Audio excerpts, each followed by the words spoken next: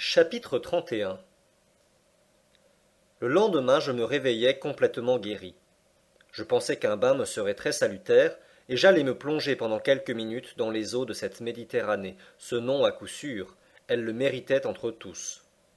Je revins déjeuner avec un bel appétit. Hans s'entendait à cuisiner notre petit menu. Il avait de l'eau et du feu à sa disposition, de sorte qu'il put varier un peu notre ordinaire. Au dessert, il nous servit quelques tasses de café, et jamais ce délicieux breuvage ne me parut plus agréable à déguster. Maintenant, dit mon oncle, voici l'heure de la marée, et il ne faut pas manquer l'occasion d'étudier ce phénomène. Comment la marée? M'écriai-je. Sans doute. L'influence de la lune et du soleil se fait sentir jusqu'ici? Pourquoi pas? Les corps ne sont-ils pas soumis dans leur ensemble à l'attraction universelle?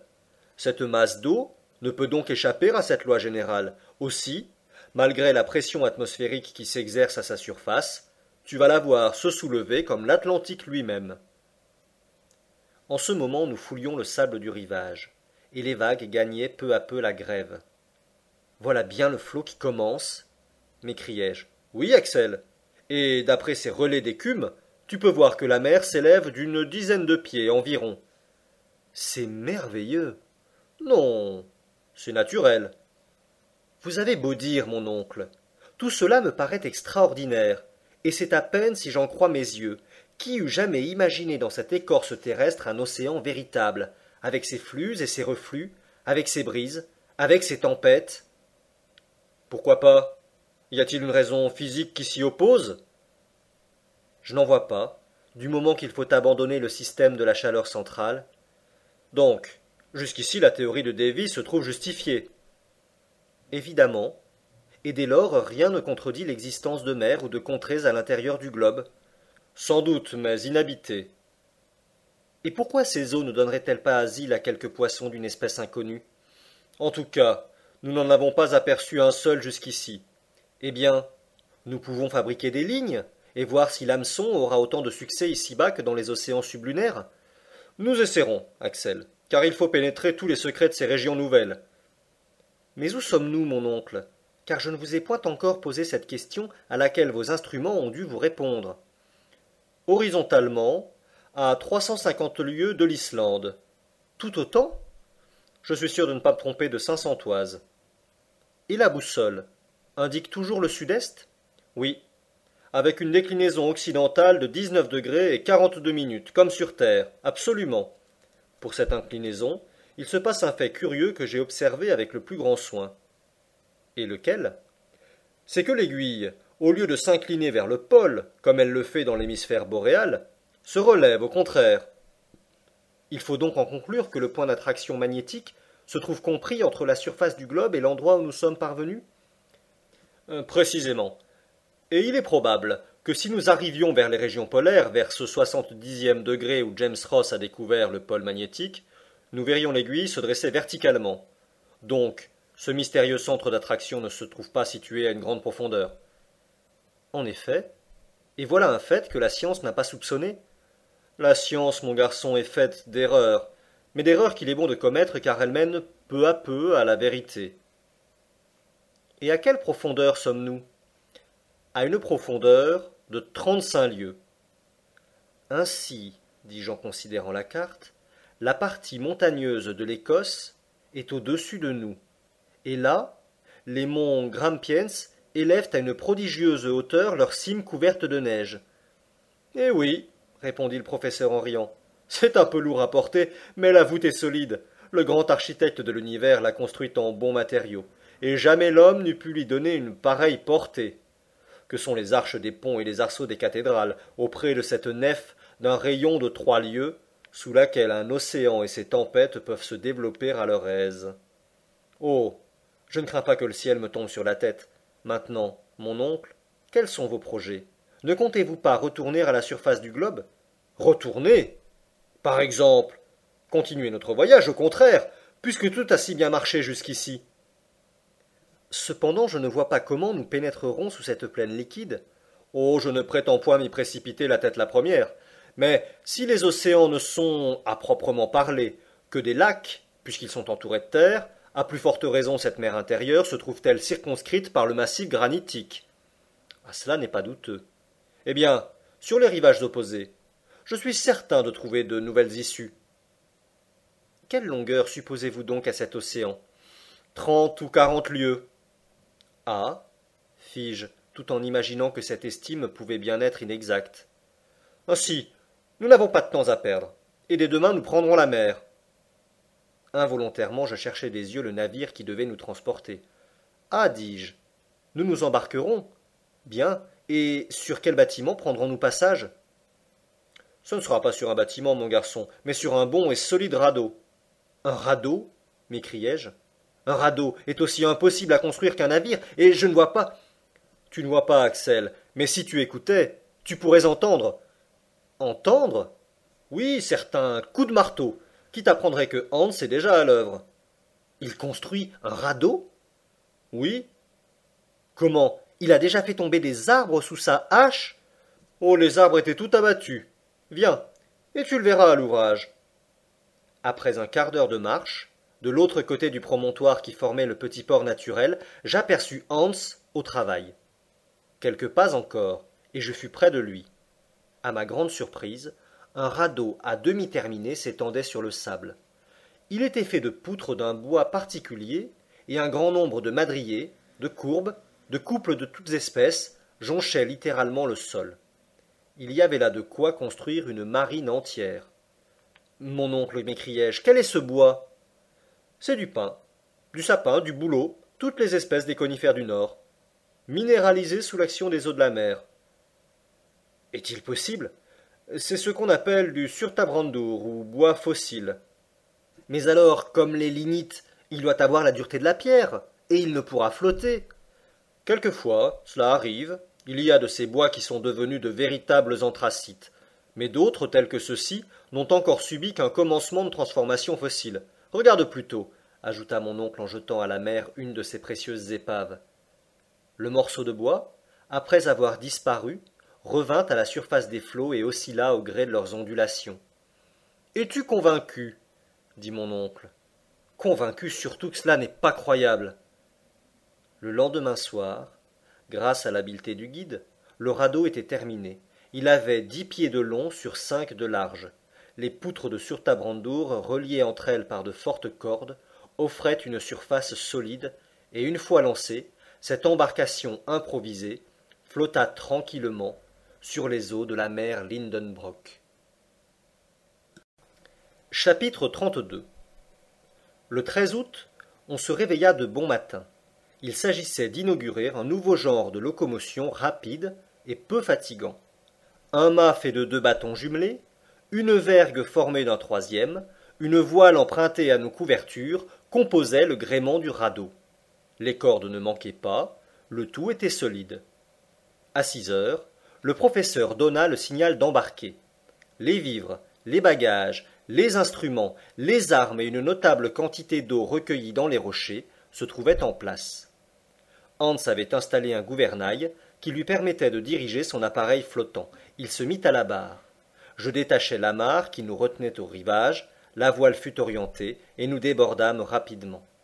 Au moment de quitter le petit port, mon oncle, qui tenait à sa nomenclature géographique, voulut lui donner un nom, le mien entre autres. Ma foi, dis-je, j'en ai un autre à vous proposer. Lequel? Le nom de Graüben. Port Graüben. Cela fera très bien sur la carte. Va, pour Port Graüben. Et voilà comment le souvenir de ma chère Virlandaise se rattacha à notre aventureuse expédition. La brise soufflait du nord-est.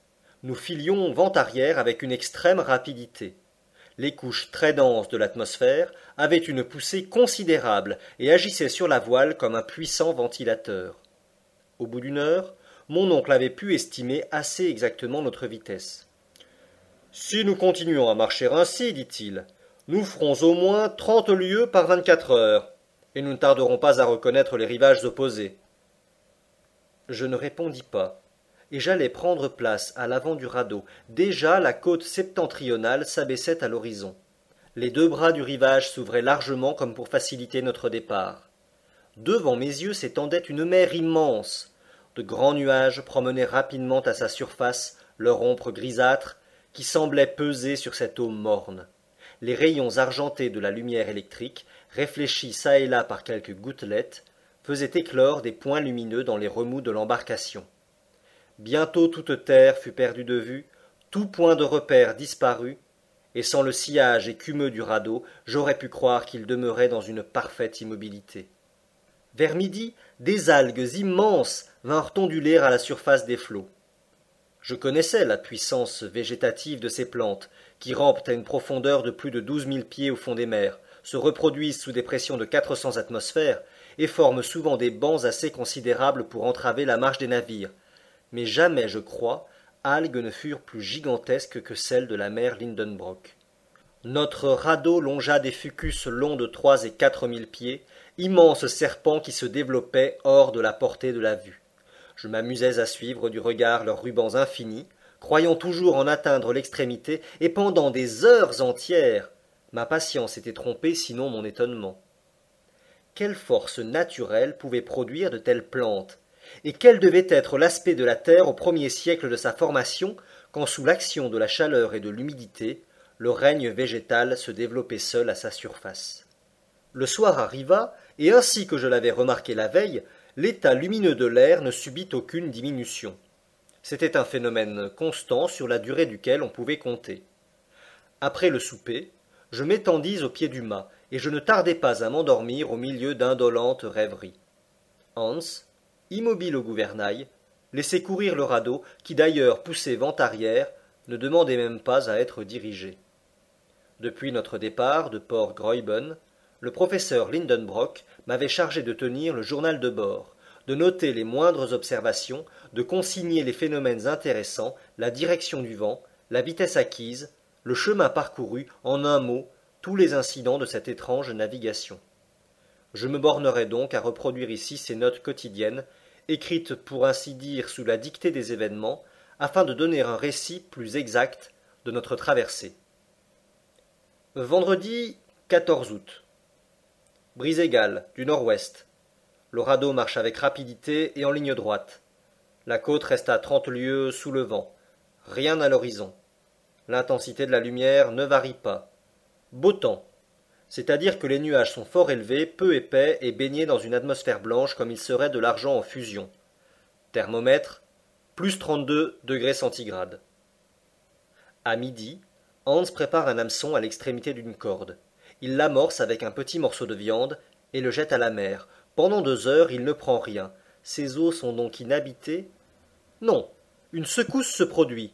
Hans tire sa ligne et ramène un poisson qui se débat vigoureusement. Un poisson! S'écrie mon oncle. C'est un esturgeon, m'écriai-je à mon tour. Un esturgeon de petite taille. Le professeur regarde attentivement l'animal et ne partage pas mon opinion. Ce poisson a la tête plate, arrondie et la partie antérieure du corps couverte de plaques osseuses. Sa bouche est privée de dents. Des nageoires pectorales assez développées sont ajustées à son corps dépourvu de queue. Cet animal appartient bien à un ordre où les naturalistes ont classé l'esturgeon, mais il en diffère par des côtés assez essentiels. Mon oncle ne s'y trompe pas, car après un assez court examen, il dit « Ce poisson appartient à une famille éteinte depuis des siècles et dont on retrouve seulement les traces fossiles dans le terrain dévonien. » Comment, dis-je? Nous aurions pu prendre vivant un de ces habitants des mers primitives? Oui, répond le professeur en continuant ses observations. Et tu vois que ces poissons fossiles n'ont aucune identité avec les espèces actuelles. Or, tenir un de ces êtres vivants, c'est un véritable bonheur de naturaliste. Mais à quelle famille appartient-il? À l'ordre des ganoïdes, famille des céphalaspidés, genre... Eh bien, genre des ptéryctis, j'en jurerais. Mais celui-ci offre une particularité qui, dit-on, se rencontre chez les poissons des eaux souterraines. Laquelle? Il est aveugle. Aveugle? Non seulement aveugle, mais l'organe de la vue lui manque absolument. Je regarde. Rien n'est plus vrai, mais ce peut être un cas particulier. La ligne est donc amorcée de nouveau et rejetée à la mer. Cet océan, à coup sûr, est fort poissonneux, car en 2 heures nous prenons une grande quantité de ptéryctis, ainsi que des poissons appartenant à une famille également éteinte, les diptérides, mais dont mon oncle ne peut reconnaître le genre. Tous sont dépourvus de l'organe de la vue. Cette pêche inespérée renouvelle avantageusement nos provisions. Ainsi donc, cela paraît constant, cette mer ne renferme que des espèces fossiles, dans lesquelles les poissons comme les reptiles sont d'autant plus parfaits que leur création est plus ancienne. Peut-être rencontrerons-nous quelques-uns de ces sauriens que la science a su refaire avec un bout d'ossement ou de cartilage. Je prends la lunette et j'examine la mer. Elle est déserte. Sans doute, nous sommes encore trop rapprochés des côtes. Je regarde dans les airs. Pourquoi quelques-uns de ces oiseaux reconstruits par l'immortel Cuvier ne battraient-ils pas de leurs ailes ces lourdes couches atmosphériques? Les poissons leur fourniraient une suffisante nourriture. J'observe l'espace. Mais les airs sont inhabités, comme les rivages. Cependant mon imagination m'emporte dans les merveilleuses hypothèses de la paléontologie. Je rêve tout éveillé. Je crois voir à la surface des eaux ces énormes quercites, ces tortues antédiluviennes semblables à des îlots flottants. Sur les grèves assombries passent les grands mammifères des premiers jours, le leptothérium trouvé dans les cavernes du Brésil, le méricothérium venu des régions glacées de la Sibérie. Plus loin, le pachyderme lopiodon, ce tapir gigantesque, se cache derrière les rocs, prêt à disputer sa proie à l'anoplothérium, animal étrange qui tient du rhinocéros, du cheval, de l'hippopotame et du chameau, comme si le Créateur, trop pressé aux premières heures du monde, eût réuni plusieurs animaux en un seul. Le mastodonte géant fait tournoyer sa trompe et broie sous ses défenses les rochers du rivage, tandis que le mégathérium, arc-bouté sur ses énormes pattes, fouille la terre en éveillant par ses rugissements l'écho des granites sonores. Plus haut, le protopithèque, le premier singe apparu à la surface du globe, gravit les cimes ardues. Plus haut encore, le ptérodactyle à la main ailée glisse comme une large chauve-souris sur l'air comprimé. Enfin, dans les dernières couches, des oiseaux immenses, plus puissants que le casoar, plus grands que l'autruche, déploient leurs vastes ailes et vont donner de la tête contre la paroi de la voûte granitique. Tout ce monde fossile renaît dans mon imagination.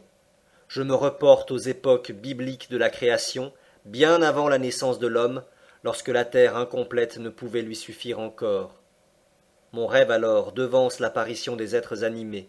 Les mammifères disparaissent, puis les oiseaux, puis les reptiles de l'époque secondaire, et enfin les poissons, les crustacés, les mollusques, les articulés. Les zoophytes de la période de transition retournent au néant à leur tour. Toute la vie de la terre se résume en moi, et mon cœur est seul à battre dans ce monde dépeuplé. Il n'y a plus de saison, il n'y a plus de climat, la chaleur propre du globe s'accroît sans cesse et neutralise celle de l'astre radieux. La végétation s'exagère. Je passe comme une ombre au milieu des fougères arborescentes, foulant de mon pas incertain les marnes irisées et les grès bigarrés du sol. Je m'appuie au tronc des conifères immenses.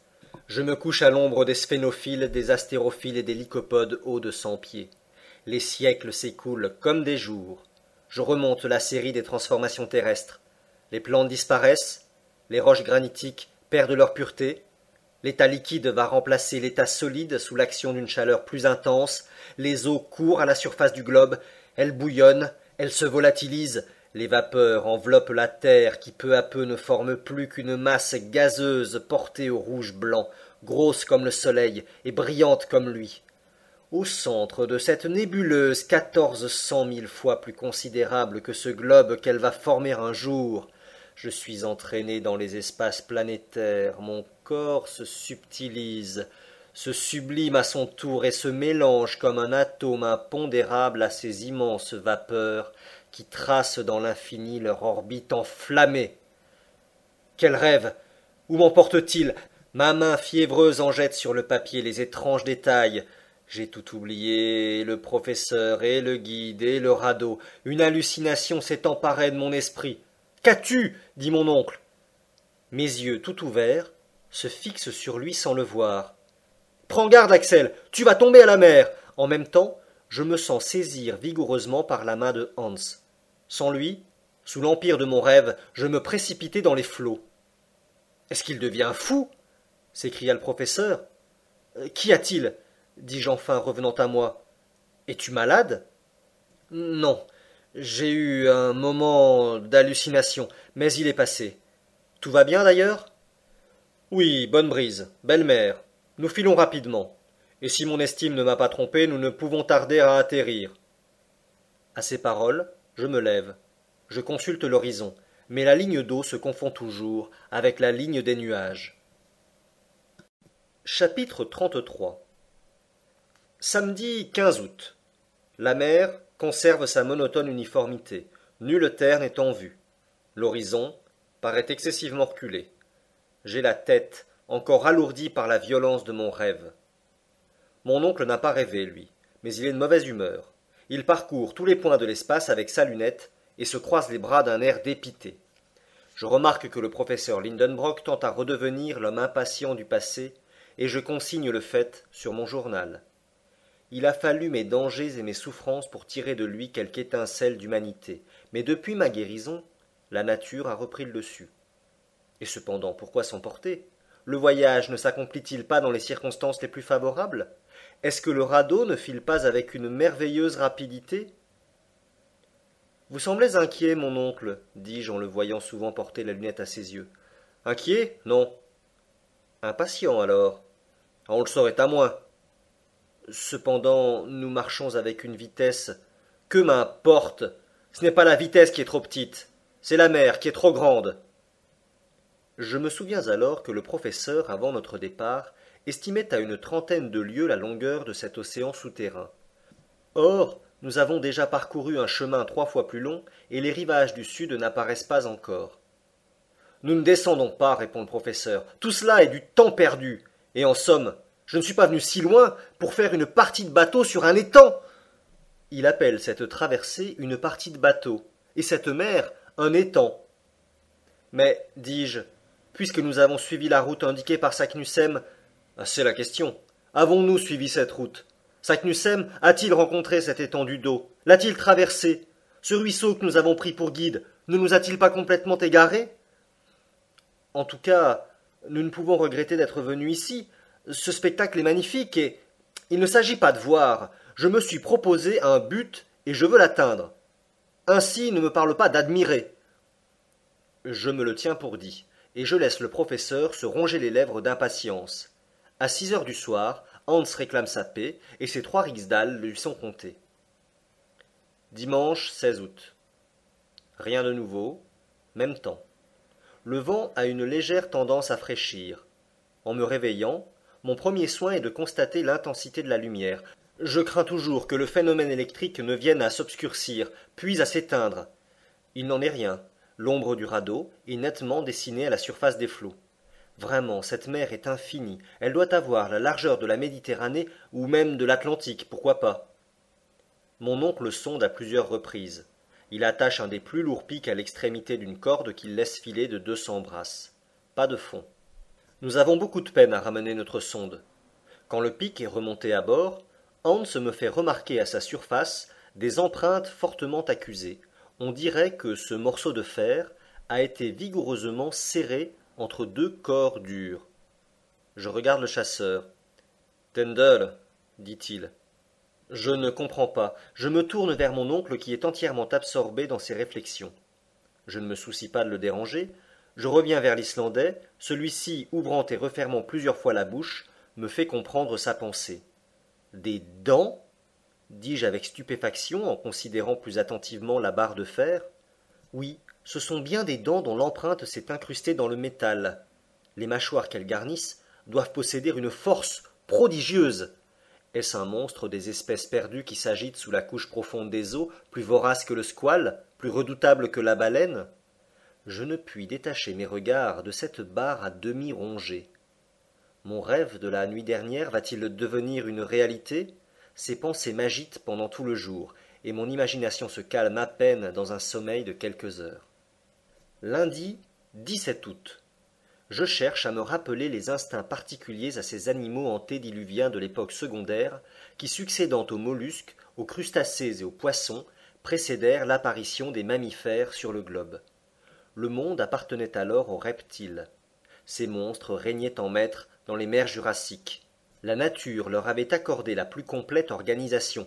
Quelle gigantesque structure, quelle force prodigieuse! Les sauriens actuels, alligators ou crocodiles, les plus gros et les plus redoutables, ne sont que des réductions affaiblies de leurs pères des premiers âges.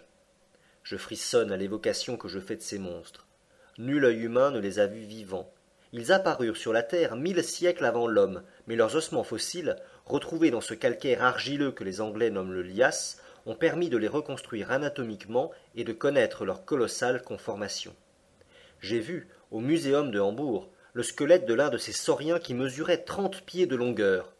Suis-je donc destiné, moi, habitant de la terre, à me trouver face à face avec ces représentants d'une famille antédiluvienne? Non, c'est impossible. Cependant la marque des dents puissantes est gravée sur la barre de fer, et à leur empreinte, je reconnais qu'elles sont coniques, comme celles du crocodile. Mes yeux se fixent avec effroi sur la mer. Je crains de voir s'élancer l'un de ces habitants des cavernes sous-marines. Je suppose que le professeur Lindenbrock partage mes idées, sinon mes craintes, car après avoir examiné le pic, il parcourt l'océan du regard. Au diable, dis-je en moi-même, cette idée qu'il a eue de sonder, il a troublé quelque animal dans sa retraite, et, si nous ne sommes pas attaqués en route, je jette un coup d'œil sur les armes, et je m'assure qu'elles sont en bon état. Mon oncle me voit faire et m'approuve du geste. Déjà de larges agitations produites à la surface des flots indiquent le trouble des couches reculées. Le danger est proche. Il faut veiller.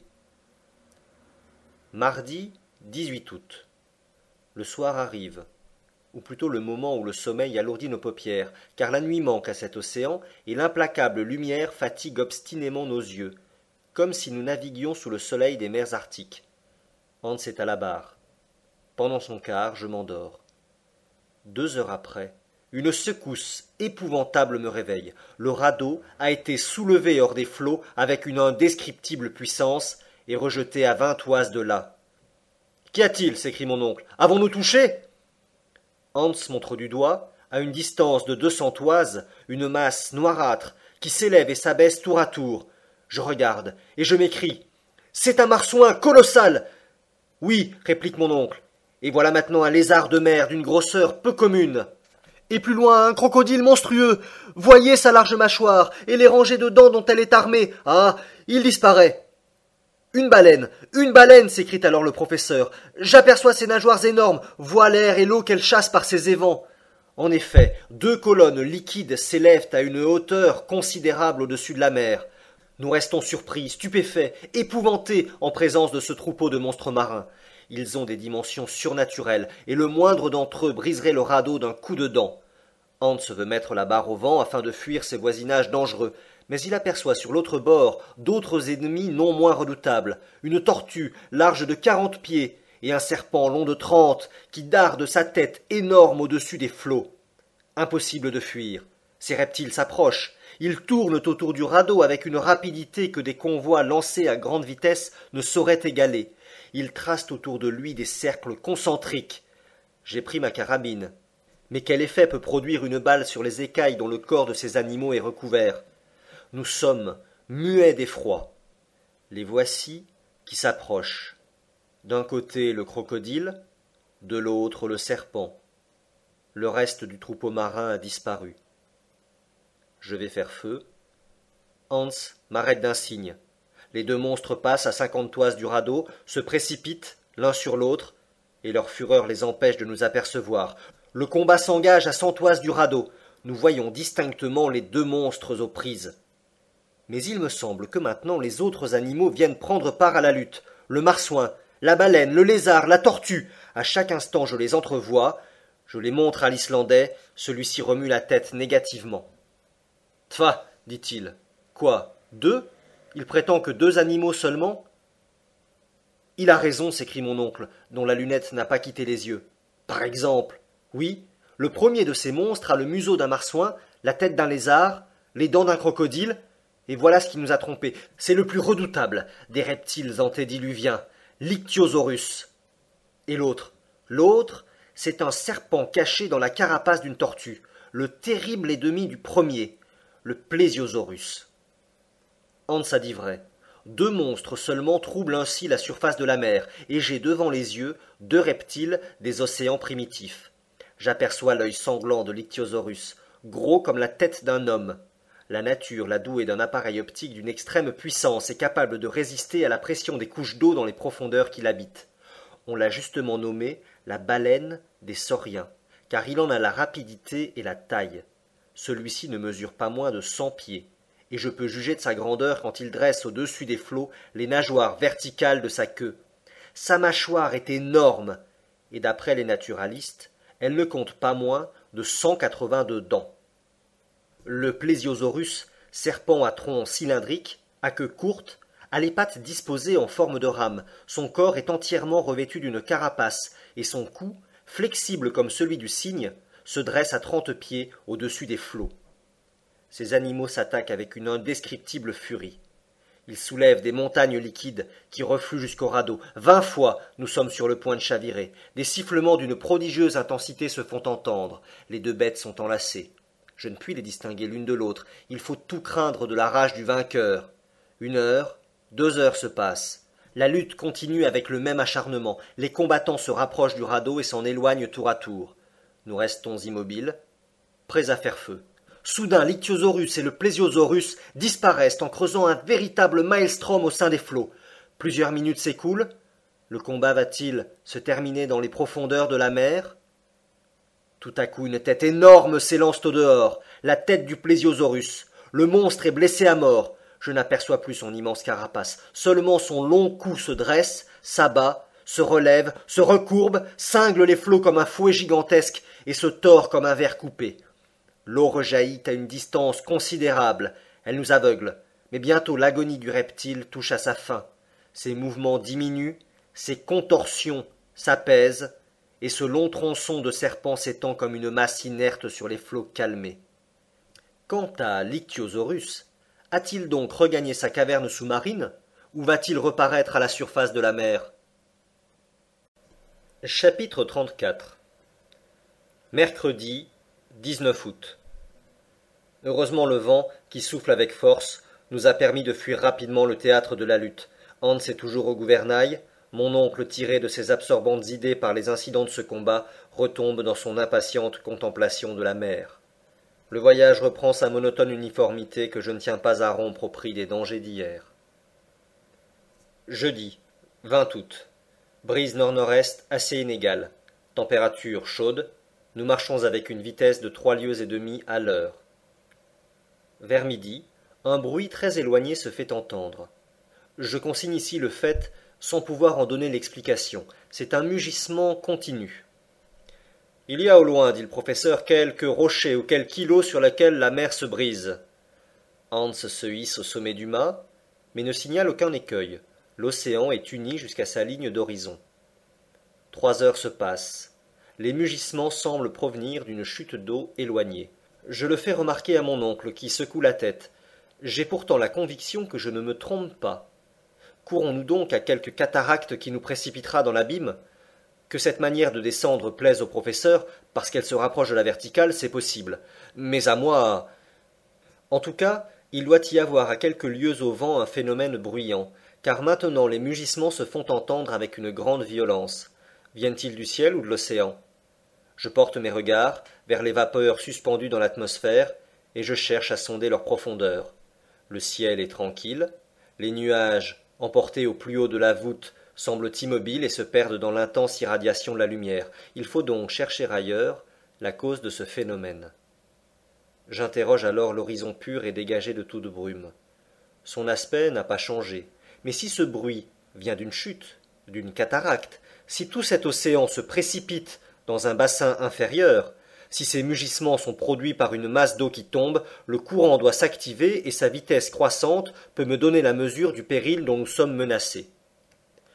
Je consulte le courant, il est nul. Une bouteille vide que je jette à la mer reste sous le vent. Vers 4 heures, Hans se lève, se cramponne au mât et monte à son extrémité. De là, son regard parcourt l'arc de cercle que l'océan décrit devant le radeau et s'arrête sur un point. Sa figure n'exprime aucune surprise, mais son œil est devenu fixe. « Il a vu quelque chose, » dit mon oncle. « Je le crois. » Hans redescend, puis il étend son bras vers le sud en disant « Der Nere !» Là-bas, répond mon oncle, et saisissant sa lunette, il regarde attentivement pendant une minute, qui me paraît un siècle. Oui, oui, s'écrie-t-il. Que voyez-vous? Une gerbe immense qui s'élève au-dessus des flots. Encore quelque animal marin? Peut-être. Alors mettons le cap plus à l'ouest, car nous savons à quoi nous en tenir sur le danger de rencontrer ces monstres antédiluviens. Laissons aller, répond mon oncle. Je me retourne vers Hans. Hans maintient sa barre avec une inflexible rigueur. Cependant, si de la distance qui nous sépare de cet animal, distance qu'il faut estimer à 12 lieues au moins, on peut apercevoir la colonne d'eau chassée par ces évents, il doit être d'une taille surnaturelle. Fuir serait se conformer aux lois de la plus vulgaire prudence. Mais nous ne sommes pas venus ici pour être prudents. On va donc en avant. Plus nous approchons, plus la gerbe grandit. Quel monstre peut s'emplir d'une pareille quantité d'eau et l'expulser ainsi sans interruption? À 8 heures du soir, nous ne sommes pas à 2 lieues de lui. Son corps noirâtre, énorme, monstrueux, s'étend dans la mer comme un îlot. Est-ce une illusion? Est-ce effroi? Sa longueur me paraît dépasser 1000 toises. Quel est donc ce cétacé que n'ont prévu ni les Cuvier ni les Blumenbach? Il est immobile et comme endormi. La mer semble ne pouvoir le soulever, et ce sont les vagues qui ondulent sur ses flancs. La colonne d'eau, projetée à une hauteur de 500 pieds, retombe en pluie avec un bruit assourdissant. Nous courons en insensé vers cette masse puissante que 100 baleines ne nourriraient pas pour un jour. La terreur me prend. Je ne veux pas aller plus loin. Je couperai, s'il le faut, la drisse de la voile. Je me révolte contre le professeur qui ne me répond pas. Tout à coup, Hans se lève, et montrant du doigt le poing menaçant, « Holme !» dit-il. « Une île !» s'écrie mon oncle. « Une île !» dis-je à mon tour en haussant les épaules. « Évidemment !» répond le professeur en poussant un vaste éclat de rire. « Mais cette colonne d'eau !»« Gésir !» fit Hans. « Eh, sans doute, geyser !» riposte mon oncle. « Un geyser, pareil à ceux de l'Islande !» Je ne veux pas, d'abord, m'être trompé si grossièrement, avoir pris un îlot pour un monstre marin. Mais l'évidence se fait, et il faut enfin convenir de mon erreur. Il n'y a là qu'un phénomène naturel. À mesure que nous approchons, les dimensions de la gerbe liquide deviennent grandioses. L'îlot représente à s'y méprendre un cétacé immense dont la tête domine les flots à une hauteur de 10 toises. Le geyser, mot que les Islandais prononcent gésir et qui signifie fureur, s'élève majestueusement à son extrémité. De sourdes détonations éclatent par instants, et l'énorme jet, pris de colère plus violente, secoue son panache de vapeur en bondissant jusqu'à la première couche de nuages. Il est seul. Ni fumerolles, ni source chaude ne l'entourent, et toute la puissance volcanique se résume en lui. Les rayons de la lumière électrique viennent se mêler à cette gerbe éblouissante dont chaque goutte se nuance de toutes les couleurs du prisme. « Accostons !» dit le professeur. Mais il faut éviter avec soin cette trompe d'eau qui coulerait le radeau en un instant. Hans, manœuvrant adroitement, nous amène à l'extrémité de l'îlot. Je saute sur le roc. Mon oncle me suit lestement, tandis que le chasseur demeure à son poste, comme un homme au-dessus de ses étonnements. Nous marchons sur un granit mêlé de tufs siliceux. Le sol frissonne sous nos pieds, comme les flancs d'une chaudière où se tord de la vapeur surchauffée. Il est brûlant. Nous arrivons en vue d'un petit bassin central d'où s'élève le geyser. Je plonge dans l'eau qui coule en bouillonnant un thermomètre à déversement, et il marque une chaleur de 163 degrés. Ainsi donc, cette eau sort d'un foyer ardent. Cela contredit singulièrement les théories du professeur Lindenbrock. Je ne puis m'empêcher d'en faire la remarque. Eh bien, réplique-t-il, qu'est-ce que cela prouve contre ma doctrine? Rien, dis-je d'un ton sec, en voyant que je me heurte à un entêtement absolu. Néanmoins, je suis forcé d'avouer que nous sommes singulièrement favorisés jusqu'ici, et que pour une raison qui m'échappe, ce voyage s'accomplit dans des conditions particulières de température, mais il me paraît évident, certain, que nous arriverons un jour ou l'autre à ces régions où la chaleur centrale atteint les plus hautes limites et dépasse toutes les graduations des thermomètres. Nous verrons bien. C'est le mot du professeur, qui, après avoir baptisé cet îlot volcanique du nom de son neveu, donne le signal de l'embarquement. Je reste pendant quelques minutes encore à contempler le geyser. Je remarque que son jet est irrégulier dans ses accès, qu'il diminue parfois d'intensité puis reprend avec une nouvelle vigueur, ce que j'attribue aux variations de pression des vapeurs accumulées dans son réservoir. Enfin nous partons en contournant les roches très acérées du sud. Hans a profité de cette halte pour remettre le radeau en état. Mais avant de déborder, je fais quelques observations pour calculer la distance parcourue, et je les note sur mon journal. Nous avons franchi 270 lieues de mer depuis Port Graüben, et nous sommes à 620 lieues de l'Islande, sous l'Angleterre. Chapitre 35. Vendredi, 21 août. Le lendemain, le magnifique geyser a disparu. Le vent a fraîchi et nous a rapidement éloignés de l'îlot Axel. Les mugissements se sont éteints peu à peu. Le temps, s'il est permis de s'exprimer ainsi, va changer avant peu. L'atmosphère se charge de vapeurs qui emportent avec elles l'électricité formée par l'évaporation des eaux salines. Les nuages s'abaissent sensiblement et prennent une teinte uniformément olivâtre. Les rayons électriques peuvent à peine percer cet opaque rideau baissé sur le théâtre où va se jouer le drame des tempêtes. Je me sens particulièrement impressionné, comme l'est sur terre toute créature à l'approche d'un cataclysme. Les cumulus entassés dans le sud présentent un aspect sinistre. Ils ont cette apparence impitoyable que j'ai souvent remarquée au début des orages. L'air est lourd, la mer est calme. Au loin, les nuages ressemblent à de grosses balles de coton amoncelées dans un pittoresque désordre. Peu à peu ils se gonflent et perdent en nombre ce qu'ils gagnent en grandeur. Leur pesanteur est telle qu'ils ne peuvent se détacher de l'horizon, mais au souffle des courants élevés, ils se fondent peu à peu, s'assombrissent, et présentent bientôt une couche unique d'un aspect redoutable. Parfois une pelote de vapeur encore éclairée rebondit sur ce tapis grisâtre et va se perdre bientôt dans la masse opaque. Évidemment l'atmosphère est saturée de fluide. J'en suis tout imprégné. Mes cheveux se dressent sur ma tête comme aux abords d'une machine électrique. Il me semble que si mes compagnons me touchaient en ce moment, ils recevraient une commotion violente. À 10 heures du matin, les symptômes de l'orage sont plus décisifs. On dirait que le vent mollit pour mieux reprendre haleine. La nuit ressemble à une outre immense dans laquelle s'accumulent les ouragans. Je ne veux pas croire aux menaces du ciel, et cependant je ne puis m'empêcher de dire « Voilà un mauvais temps qui se prépare ». Le professeur ne répond pas. Il est d'une humeur massacrante, à voir l'océan se prolonger indéfiniment devant ses yeux. Il hausse les épaules à mes paroles. Nous aurons de l'orage, dis-je en étendant la main vers l'horizon. Ces nuages s'abaissent sur la mer comme pour l'écraser. Silence général. Le vent se tait. La nature a l'air d'une morte et ne respire plus.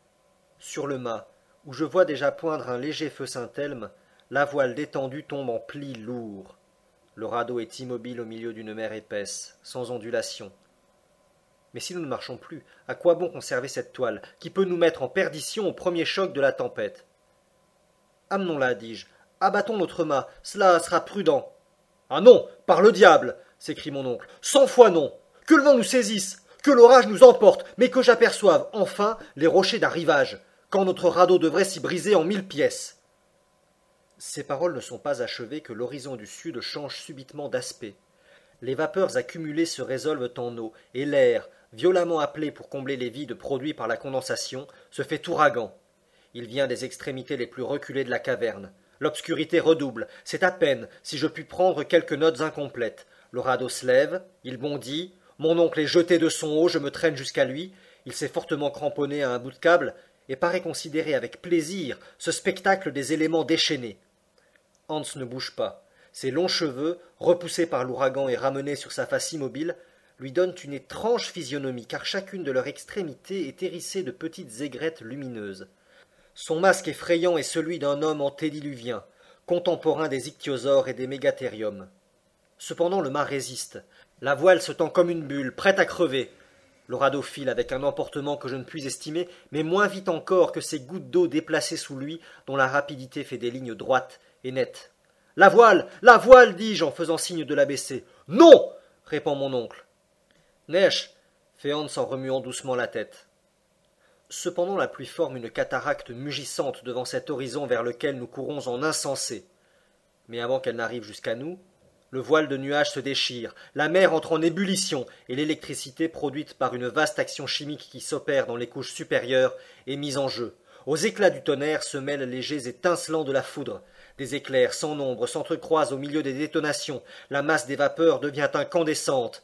Les grelons qui frappent le métal de nos outils ou de nos armes se font lumineux. Les vagues soulevées semblent être autant de mamelons ignivomes sous lesquels couve un feu intérieur, et dont chaque crête est empanachée d'une flamme. Mes yeux sont éblouis par l'intensité de la lumière, mes oreilles brisées par le fracas de la foudre. Il faut me retenir au mât, qui plie comme un roseau sous la violence de l'ouragan. Ici, mes notes de voyage deviennent très incomplètes. Je n'ai plus retrouvé que quelques observations fugitives, prises machinalement pour ainsi dire, mais dans leur brièveté, dans leur obscurité même, elles sont empreintes de l'émotion qui me dominait, et, mieux que ma mémoire, elles donnent le sentiment de la situation. Dimanche, 23 août. Où sommes-nous? Emportés avec une incommensurable rapidité. La nuit a été épouvantable. L'orage ne se calme pas.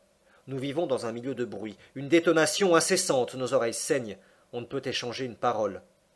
Les éclairs ne discontinuent pas. Je vois des zigzags rétrogrades qui, après un jet rapide, reviennent de bas en haut et vont frapper la voûte de granit. Si elle allait s'écrouler. D'autres éclairs se bifurquent ou prennent la forme de globes de feu qui s'éclatent comme des bombes. Le bruit général ne paraît pas s'en accroître. Il a dépassé la limite d'intensité que peut percevoir l'oreille humaine. Et quand toutes les poudrières du monde viendraient à sauter ensemble, nous ne saurions en entendre davantage. Il y a une émission continue de lumière à la surface des nuages. La matière électrique se dégage incessamment de leurs molécules. Évidemment, les principes gazeux de l'air sont altérés. Des colonnes d'eau innombrables s'élancent dans l'atmosphère et retombent en écumant. Où allons-nous? Mon oncle est couché tout de son long à l'extrémité du radeau. La chaleur redouble. Lundi, 24 août. Cela ne finira pas. Pourquoi l'état de cette atmosphère si dense, une fois modifié, ne serait-il pas définitif? Nous sommes brisés de fatigue. Hans, comme à l'ordinaire. Le radeau court invariablement vers le sud-est. Nous avons fait plus de 200 lieues depuis l'îlot Axel. À midi, la violence de l'ouragan redouble. Il faut saisir solidement tous les objets composant la cargaison. Chacun de nous s'attache également. Les flots passent par-dessus notre tête. Impossible de s'adresser une seule parole depuis 3 jours. Nous ouvrons la bouche, nous remuons nos lèvres. Il ne se produit aucun son appréciable. Même en se parlant à l'oreille, on ne peut s'entendre. Mon oncle s'est approché de moi. Il a articulé quelques paroles. Je crois qu'il m'a dit « Nous sommes perdus ». Je n'en suis pas certain. Je prends le parti de lui écrire ces mots. « Amenons notre voile ». Il me fait signe qu'il y consent. Sa tête n'a pas eu le temps de se relever de bas en haut qu'un disque de feu apparaît au bord du radeau. Le mât et la voile sont partis tout d'un bloc, et je les ai vus s'enlever à une prodigieuse hauteur, semblable au ptérodactyle, cet oiseau fantastique des premiers siècles. Nous sommes glacés d'effroi. La boule, mi-partie blanche, mi-partie azurée, de la grosseur d'une bombe de 10 pouces, se promène lentement, en tournant avec une surprenante vitesse sous la lanière de l'ouragan. Elle vient ici, là, monte sur un des bâtis du radeau, saute sur le sac aux provisions, redescend légèrement, bondit, effleure la caisse à poudre. Horreur, nous allions sauter. Non, le disque éblouissant s'écarte. Il s'approche de Hans, qui le regarde fixement. De mon oncle qui se précipite à genoux pour l'éviter, de moi, pâle et frissonnant sous l'éclat de la lumière et de la chaleur. Il pirouette près de mon pied que j'essaie de retirer. Je ne puis y parvenir. Une odeur de gaz nitreux remplit l'atmosphère. Elle pénètre le gosier, les poumons. On étouffe. Pourquoi ne puis-je retirer mon pied? Il est donc rivé au radeau. Ah, la chute de ce globe électrique a aimanté tout le fer du bord. Les instruments, les outils, les armes s'agitent en se heurtant avec un cliquetis aigu. Les clous de ma chaussure adhèrent violemment à une plaque de fer incrustée dans le bois. Je ne puis retirer mon pied. Enfin, par un effort violent, je l'arrache au moment où la boule allait le saisir dans son mouvement giratoire et m'entraîner moi-même si... Ah, quelle lumière intense! Le globe éclate! Nous sommes couverts par des jets de flammes. Puis tout s'éteint. J'ai eu le temps de voir mon oncle, étendu sur le radeau, Hans toujours à sa barre et crachant du feu sous l'influence de l'électricité qu'il pénètre. Où allons-nous? Où allons-nous? Mardi, 25 août. Je sors d'un évanouissement prolongé. L'orage continue. Les éclairs se déchaînent comme une couvée de serpents lâchés dans l'atmosphère. Sommes-nous toujours sur la mer? Oui, emportés avec une vitesse incalculable, nous avons passé sous l'Angleterre, sous la Manche, sous la France, sous l'Europe entière peut-être. Un bruit nouveau se fait entendre. Évidemment, la mer qui se brise sur le rocher. Mais alors,